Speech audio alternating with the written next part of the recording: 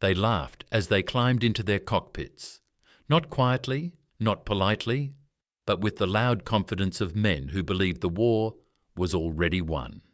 It was the summer of 1940, and high above the English Channel, Luftwaffe pilots looked down toward Britain and called its defenders old men flying museum pieces. They believed the Royal Air Force was finished.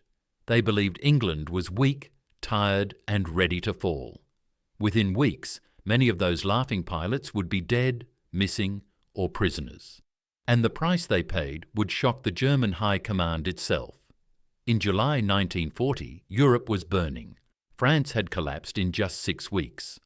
On 22nd June 1940, France signed an armistice with Germany at Compiègne. The British Army had barely escaped at Dunkirk between 26 May and 4th June, leaving behind thousands of vehicles and heavy weapons. To Adolf Hitler and his generals, Britain looked finished. The next step was clear. Before any invasion could begin, the German Air Force, the Luftwaffe, would destroy the Royal Air Force. If you want more content like this, subscribe now and comment below. This air battle would decide the fate of Britain.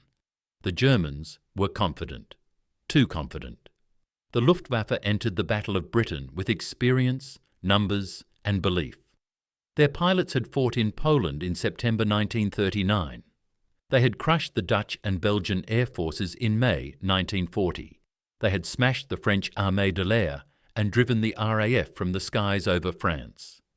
Men like Oberst Werner Mulders, Major Adolf Galland, and General Feldmarschall Hermann Göring believed they were unbeatable. Göring himself mocked the RAF openly, saying it would be destroyed in a matter of days. Luftwaffe intelligence reports described British fighter pilots as poorly trained and too old for modern air combat. The nickname "old men" spread quickly among German squadrons. This belief came from what the Germans thought they saw. RAF pilots did not look like the sharp, aggressive young men of the Luftwaffe. Many British pilots were in their late 20s or 30s. Some were even older. Their aircraft, the Hawker Hurricane and the Supermarine Spitfire, looked fragile compared to the heavy Messerschmitt Bf-110 and the sleek Bf-109E. The Germans had more bombers, more fighters, and the confidence of victory behind them. But what they did not understand was that Britain had built something new, something invisible, something deadly.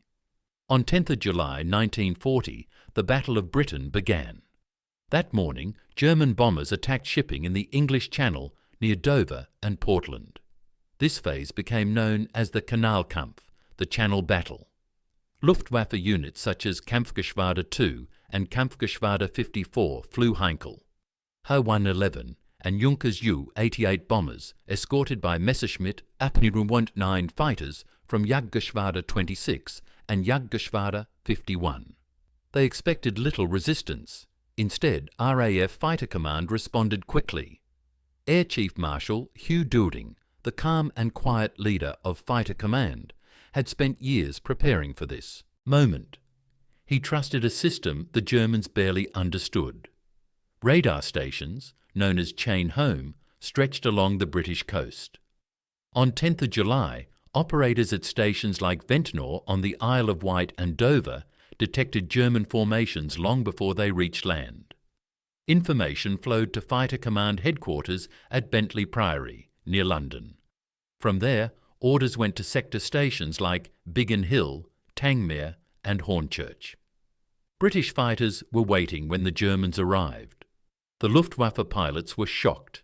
They expected surprise. Instead, Hurricanes and Spitfires climbed straight toward them. The old men were not slow. They were not confused. They were exactly where they needed to be. Squadron leader Douglas Bader, who had lost both legs in a flying accident before the war, led No. 242 Squadron with aggressive confidence. Wing Commander Johnny Johnson, a future ace, flew Spitfires with calm precision. These men did not fight like amateurs. They fought like professionals, defending their home. German losses during July were higher than expected. Bombers were shot down over the Channel. Pilots ditched into the sea. Rescue was not always possible. Still, Goering believed this was only the beginning. He ordered heavier attacks. On 13 August 1940, Adlertag, Eagle Day, was launched. The goal was clear: destroy the RAF on the ground and in the air. More than 2,500 German aircraft took part. That morning, weather confusion caused delays and mistakes. Some bomber groups turned back. Others flew without proper fighter escort. Radar stations again provided early warning.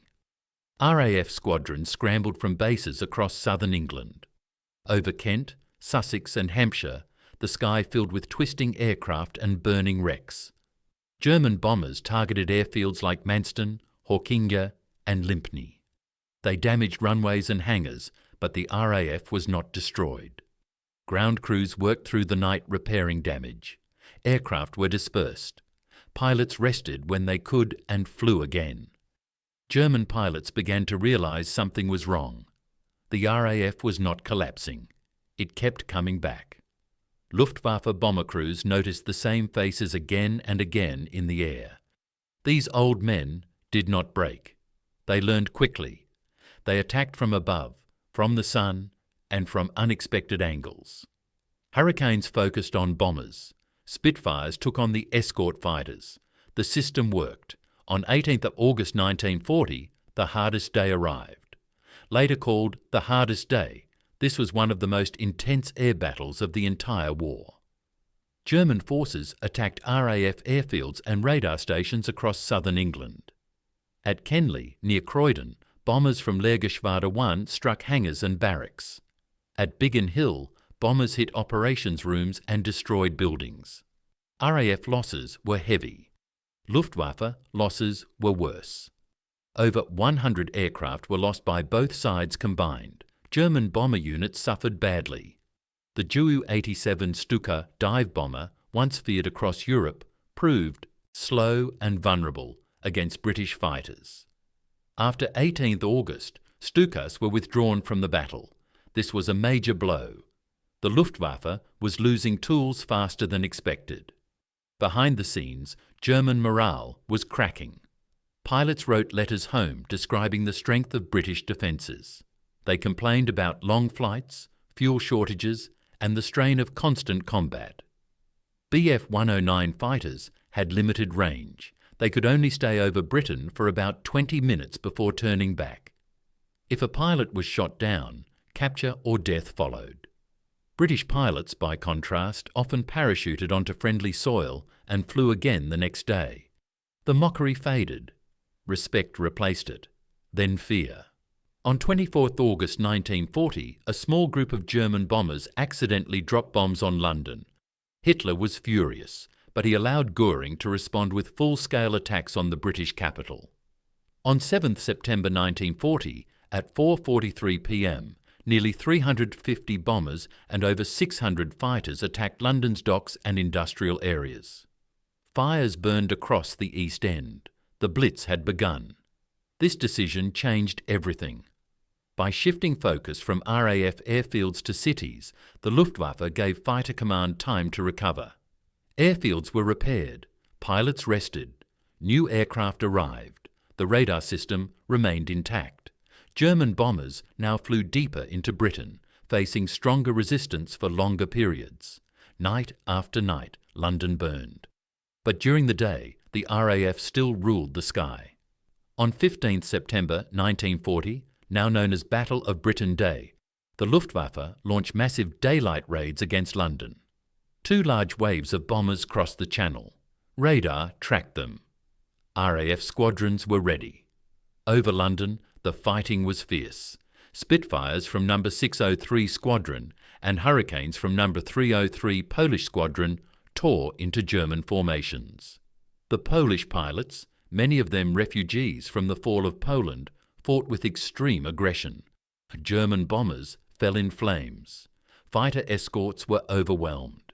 Goering watched from France and was stunned by the scale of losses. By evening, the Luftwaffe had lost over 60 aircraft. RAF losses were far lower. The myth of easy victory was dead. The invasion of Britain, Operation Sea Lion, was postponed indefinitely. Hitler turned his attention east. The old men had saved Britain. The cost to the Luftwaffe was brutal. Between July and October 1940, Germany lost around 1,700 aircraft. Thousands of trained aircrew were killed or captured. These losses could not be easily replaced. Experienced bomber crews were gone. Fighter aces were dead. Training programs were rushed. Quality declined. Many German pilots later admitted their mistake. Adolf Galland would later write that the RAF was far stronger and better organised than they had believed. They had underestimated British leadership, technology and morale. They had laughed at the wrong moment. The RAF paid a heavy price too. Over 500 pilots were killed during the battle. Many were very young. Some were barely out of training. They flew outdated aircraft, often with limited experience. But they had something the Luftwaffe did not. They fought over home. They fought knowing that defeat meant invasion, occupation, and the end of freedom. In the years that followed, the Battle of Britain became legend. Winston Churchill's words echoed across history. Never in the field of human conflict was so much owed by so many to so few. The few were those pilots the Germans had mocked. The old men who proved age mattered less than skill, planning and purpose. For the Luftwaffe, the battle marked the beginning of a slow decline. They would fight on many fronts, but never again with the same confidence. The brutal price paid in the skies over Britain could never be fully recovered. And the laughter that once filled German airfields in the summer of 1940 was replaced by silence, regret, and the sound of empty chairs in mess halls. The Battle of Britain was not just an air battle, it was a battle of belief. The Luftwaffe believed Britain was weak. The RAF believed Britain must survive. In the end, belief mattered more than numbers. And the men who were mocked became the men who changed the war. If you want more content like this, subscribe now and comment below.